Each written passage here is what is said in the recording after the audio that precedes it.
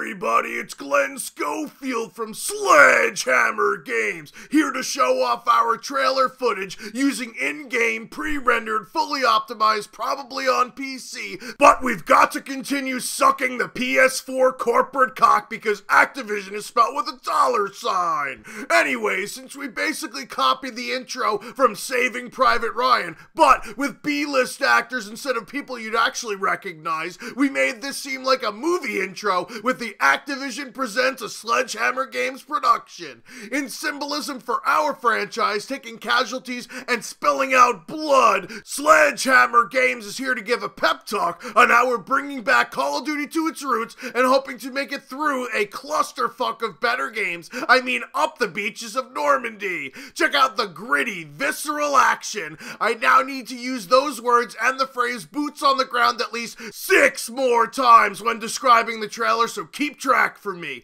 We then see what seems to be the bad guy shooting your friend because bad guys are always the bald cunts. Oh, and that's your boyfriend winking at you. What did you think happened when you were in a foxhole for months? Yeah, you form a real bond with the soldiers next to you and all that. We needed to check off a few boxes on the diversity checklist. Next, we see some tanks rolling on through a tight space in the forest and boom, motherfucker! What did you think would happen with those sitting ducks? Planes! So many planes, and again, sitting ducks in the middle of the field. I wonder why we didn't give these guys any strats. Now is the part of the trailer with all of the things we copied from Battlefield 1, since that trailer did so well and Infinite Warfare's didn't exactly go over well. More tanks, kamikaze airplanes, destructible environments. I mean, hell, it even says one on this dude's shoulder as if the inspiration wasn't obvious enough. Brutal melee scenes and of course a flamethrower guy to set ablaze the fact that we introduced the futuristic advanced movement stuff, and we're the ones that are going to be given credit for going back to the same old boots on the ground that people complained about when Ghost was out.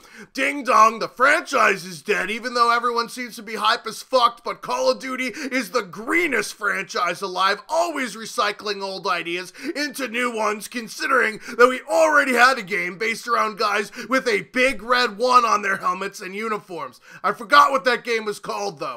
Anyways, praise the Lord, we're bringing back Call of Duty to its roots, and most of the tweens that play our game nowadays were still in diapers when the original World War II Call of Duty games came out, so they won't know the difference, right? This guy's punch makes wood fly off of buildings. Hashtag the hammer had to get into the motion capture suit for that right hook, because that's how I throw a punch. Now onto the montage part of the trailer. Guys limping through a cover in a city, M1 Garand with an acrobatic headshot death animation, tanks that look like they're doing a Bruno Mars dance move, more Michael Bay-esque explosions, and a shout out to my favorite movie, Wizard of Oz. You ain't in Texas anymore, farm boy. Second reference in this commentary, by the way. Anyways, introducing Call of Duty World War II, because we couldn't really think of a better name, out on November 3rd, which is 6 months too late for most of you, but since we're nice, we're gonna let you guys play it before that and give you a try at a demo, I mean beta, but only if you put faith in us and pre-order the game because Sledgehammer Games has never steered you wrong, right?